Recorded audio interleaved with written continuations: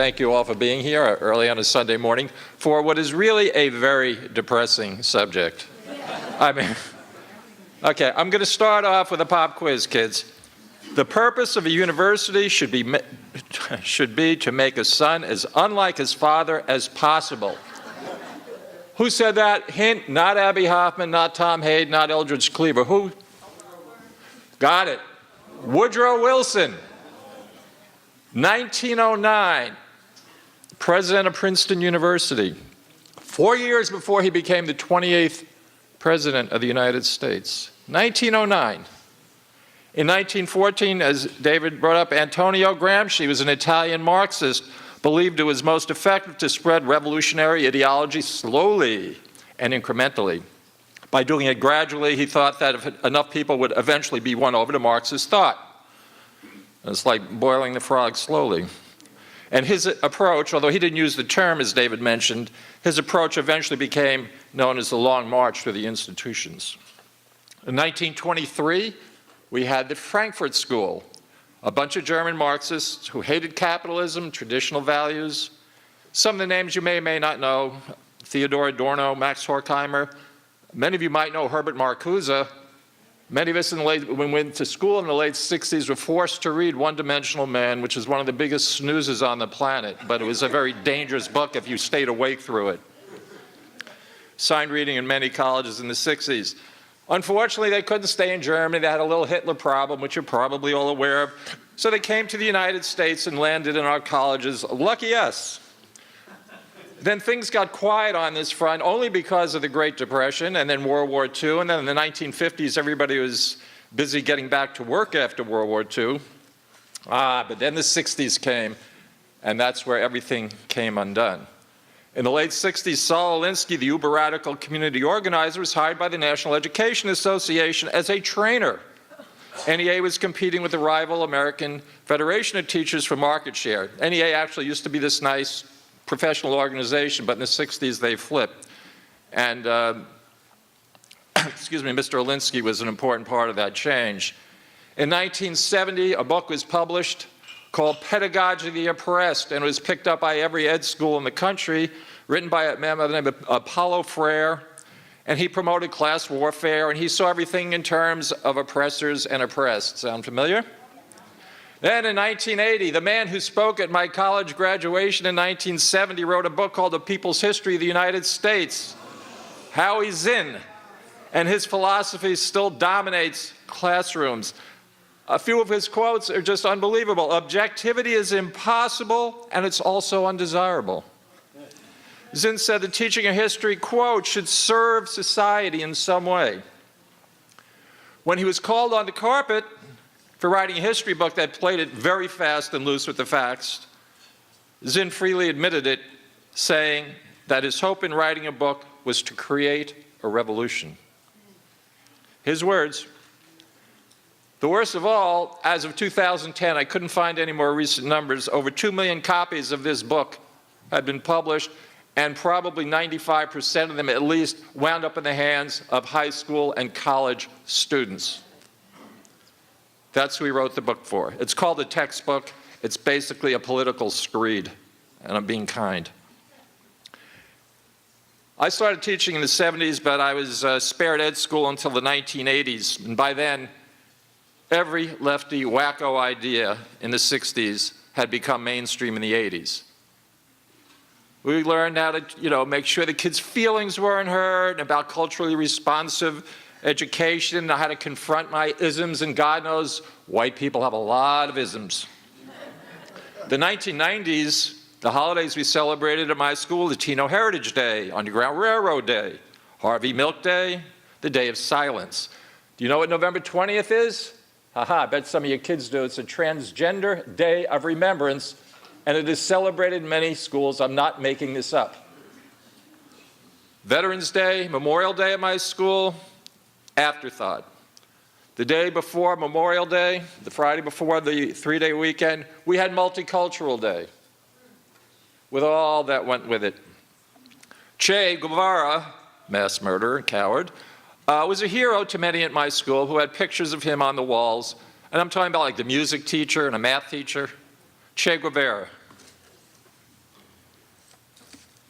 Then things got raunchy, and might make some people uncomfortable. I'm sorry if it does, but just think, if you feel uncomfortable, think about kids who are 3 or in 3rd grade or 6th grade hearing this. In 2004, the Gay, Lesbian, Straight Education Network founder Kevin Jennings entered the national stage. Lucky us when the NEA gave its prestigious Human Rights Award to him. This is the same group that presided over the infamous Fistgate conference held at Tufts University in Massachusetts in 2000, where state employees gave explicit instructions about various gay sexual activity to children as young as 12 years old. The event came to be known as Fistgate. I won't say any more about it, and it was not an isolated incident. In 2005, GLSEN, the same group, held an event at Brookline High School in Massachusetts and distributed an obscene booklet to hundreds of middle and high school students describing various perverse sexual practices. Mr. Jennings' career as a sleazy activist has never, ever suffered, not even with his support of the North American Man-Boy Love Association, an organization dedicated to the joys of pedophilia. Where did he wind up?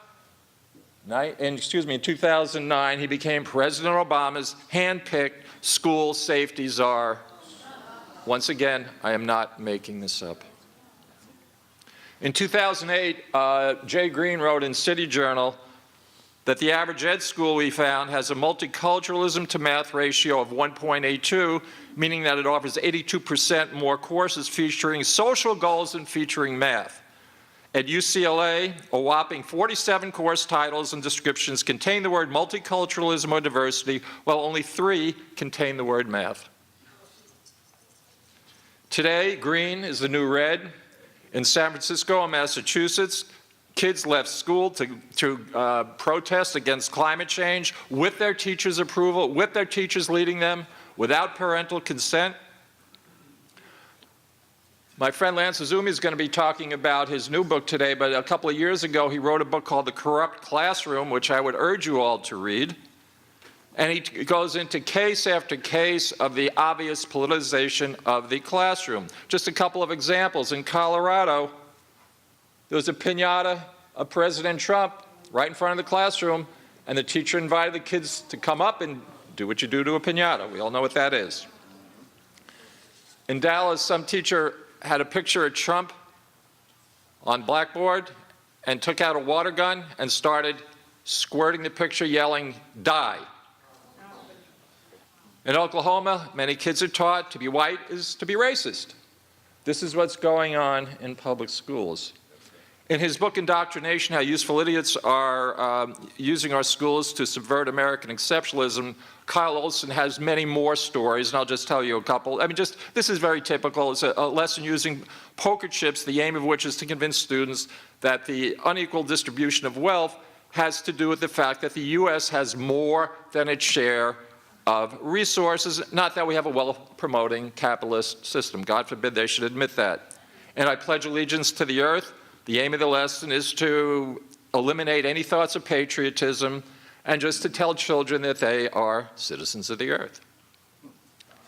Now it gets raunchy. More than ever, sex has invaded our schools, and Kevin Jennings, the aforementioned Kevin Jennings, must be very proud. Early in the decade, many schools had what were called condom relay races.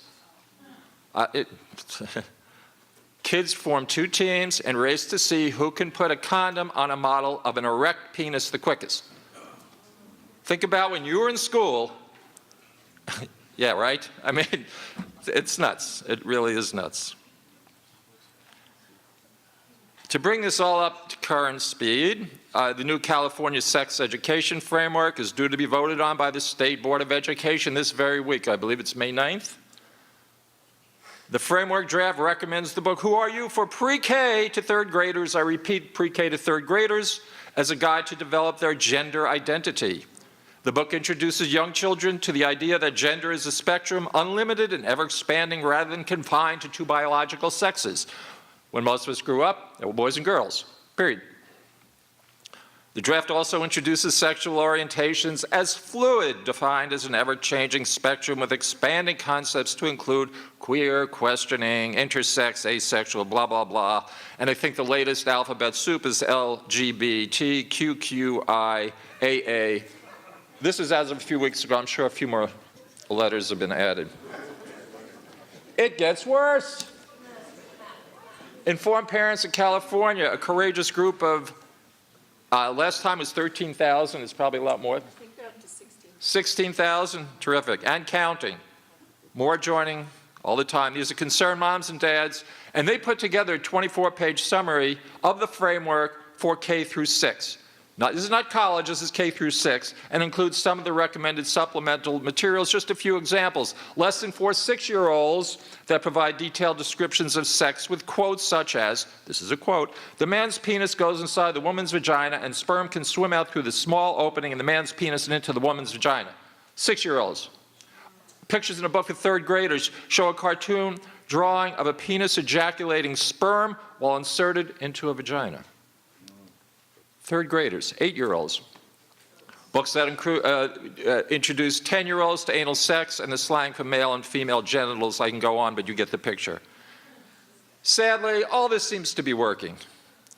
There was a recent study done by the Woodrow Wilson Foundation, there's that name again, and it revealed that only 27% of people in this country under the age of 45 were able to demonstrate a basic understanding of American history. More than half did not know we have 9 Supreme Court justices. 60% did not know which countries we fought in World War II. And for a little comic relief, I'm not making this up again, 2% thought that the Cold War was fought over climate change. Yeah, we can always find some humor in tragedy. Okay. There's an old Jesuit maxim, which probably most of you know. It goes, "Give me a child until he is 7, and I will give you the man." Bruce Thornton, writing in Front Page magazine, David Horowitz's great, great online magazine, said, "Today's progressives get children until they're 18 and sometimes 21. That kind of influence is hard to match." 18 and 21. Okay, the hour is late, people. What can we do? We can't just, I mean, it's all terrific that you're here, but this is a jumping off point. This doesn't start and end here. Parents are waking up. In Santa Barbara, there's a group called Fair Education. They are suing the school district over the curriculum. They're on, check them out online. In Maine, there are some legislators who are trying to prohibit advocacy in the public schools based on David Horowitz's model legislation. There's the Informed Parents of California, which I just mentioned. Group online, actually a Facebook group called CAPI, California Parents Involved in Education. Homeschool your kids if you can. Send them to a private school that shares your values.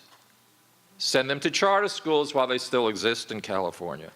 Importantly, if you have some free time, volunteer at your local school. You'll help a kid maybe catch up on his reading, and you'll be a spy. And if you see something wrong, tell the principal, tell the school board, tell the media, get other parents together, do something. Speak to your kids daily about what they're learning. Deprogram them if you have to. Evangelize about some of the things I talked about today. My organization, the California Teachers Empowerment Network, has an Act Now page. Please visit that for some other ideas.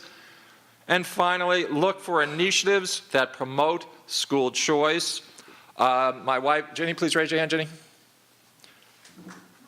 Talk to her as she is spearheading an effort here toward that end in California. School choice would solve so many of these problems. I thank you very much.